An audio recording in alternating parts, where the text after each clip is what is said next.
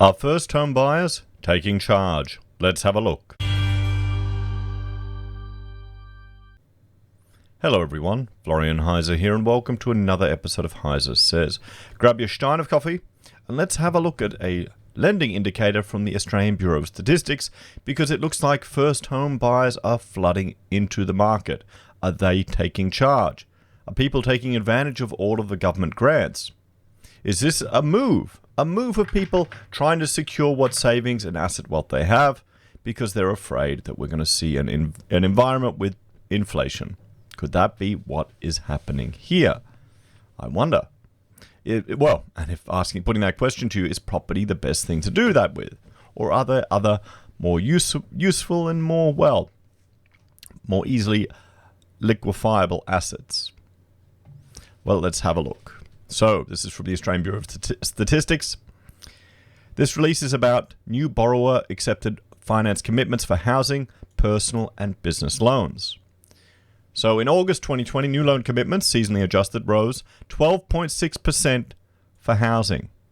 Fell 12.5% for personal fixed-term loans. Fell 42.9% for business construction. And they're saying that's a volatile series. But what we can see quite clearly here is that, well, personal loans have crashed.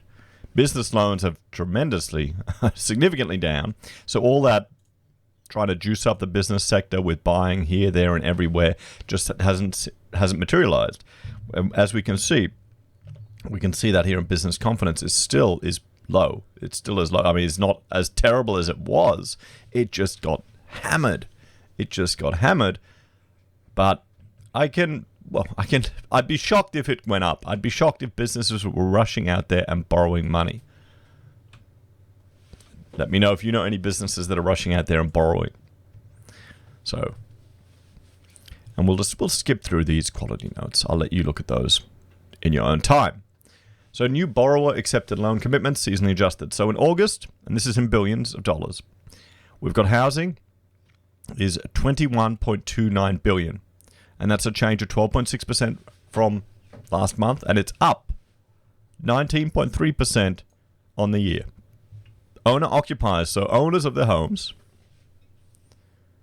that's $16.28 billion. It's up 13.6% from the month before. And it's a 29.2% change on the year before. So investors they're pulling out. What's the smarter money, guys?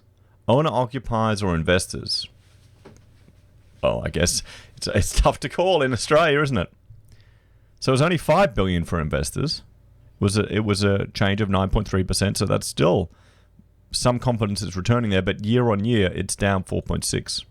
Personal loans was $1.38 billion, down 12.5%. Year on year change, down 17.5%. So construction for businesses, it was only $1.31 billion, down 42.9%. That's huge. But look at this. On a year-on-year move, that's down 57.3%. Businesses are not investing. This is the real indicator right here of business confidence, of future, how they think the future is going, if they're going to need to upgrade their factories. I remember at the beginning of, or about the end of last year, I was talking to a prospect for a big job, and it was all good, and then, all CapEx has been killed. All stopped. Everything. It was for James Hardie, expanding their warehouse and factory facility out at Acacia Ridge. So, purchase of property, $3.6 billion. It's up 15.3%. So, businesses starting to take opportunities, maybe to buy some existing properties, we could see. But year-on-year change is still down 31.3%. So home loan commitments rose sharply again in August. We can see here, this is the total, excluding refinancing. So we're not seeing the refinancing here. Look at that drive. But there's owner-occupiers, excluding refinancing. There you go. And investors. Road vehicles drove the fall in personal fixed-term loans, following 3 consecutive months of growth. So we can see here, this is, purchase of road vehicles. So it shot up, and now it's going back down again. It's going back down. Look at that growth that we've had in the last few years. There's personal investing excluding houses. That's gone down, and that's for other purposes. It's not moved much. Not moved much. So new loan commitments, personal fixed term loans, seasonally adjusted, and values for Australian for smaller purposes. So what do we have here? We've got blue is the purchase of other vehicles and equipment. Then we've got travels and holidays. Look at travels and holidays. Look at that. Remember when we were seeing all those investors, the newbie investors that were just jumping into the market, trying to get into the travel sector because they thought it was going to rebound. After the lockouts were gone, everyone's going to want to go on holiday. You'd be holding a bag for a while there. External refinancing is up. Household and personal goods are down. And purchase of vehicles are down. So we can see here. So refinancing. What's this? This is business lending for construction fell for the second consecutive month in seasonally adjusted terms, reaching the lowest level since July 2013. And here you have construction. Look at that. Look at that. And that's why the construction industry is copping it, guys. That's why the construction industry is going to cop it. You've got property purchases have rebounded a little bit. Housing. So owner-occupiers. And here we have the first home buyers down here, but we'll look at this. So owner-occupiers total housing is 16.28 billion, 13.6% up, 29.2% up. Construction of dwellings, look at that increase to 2.05 billion. Year on year, that's 43.9% up, 19% on the month. That's home build, I'd say. Purchase of newly erected dwellings is up 1.17 billion. 4% month-on-month change, and it's 20.7% yearly change. Existing dwellings it's gone up by 12.8% to 11.54 and 23.6% year on year. So it's still gone up.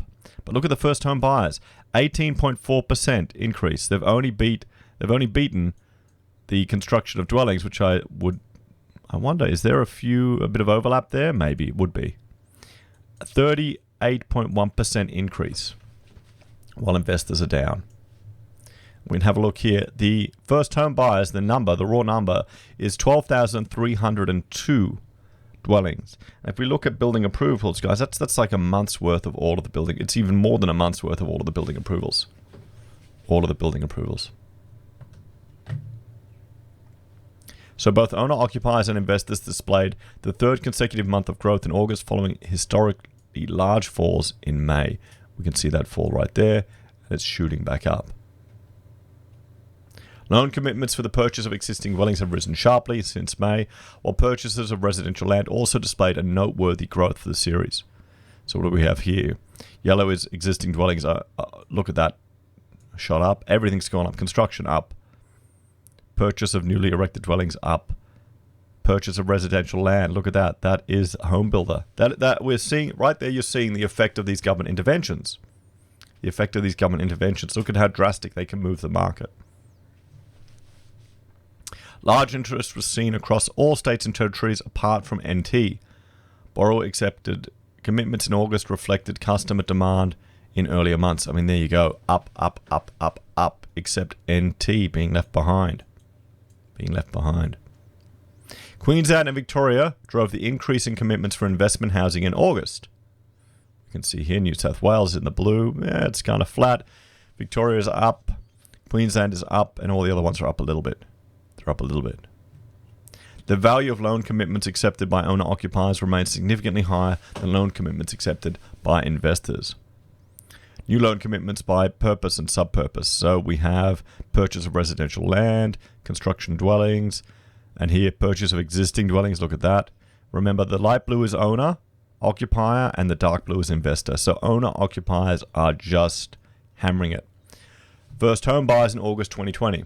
The number of owner-occupier first home buyer loan commitments increased 17.7% in seasonally adjusted terms. The number of first home buyer loan commitments for investment property for investment purposes accounted for 4.2% of all first home buyer commitments in the original terms. So these are the rent vesting people, or these are the kids that are buying a first home and staying home with mum and dad.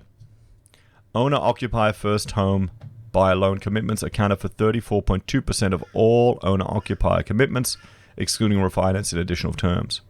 So new loan commitments to owner-occupiers for first home numbers. And we can see total 12,100, 2,766 in New South Wales, 3,861 in Victoria, 2,500 in Queensland, South Australia at 693, Western Australia 1,600, 265 in Tassie, 102 in the Northern Territory, and the ACT at 254.